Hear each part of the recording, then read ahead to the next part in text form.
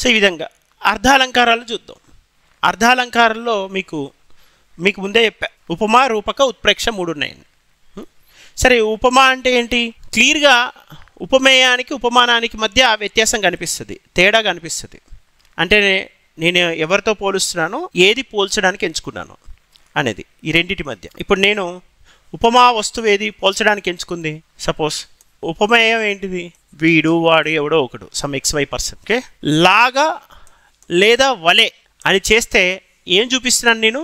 వీరిద్దరికి మధ్య భేదం చూపిస్తున్నా. అంటే ఇప్పుడు ఎవరు గ్రేటు? ఇతను గ్రేటు.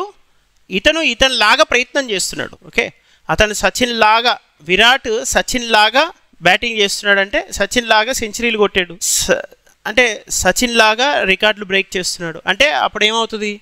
లాగా అంటే సచిన్ అనేవారు upper hand, Virat lower stage, అతన్ని చేరుకోవడానికి ప్రయత్నం చేస్తున్నాడు.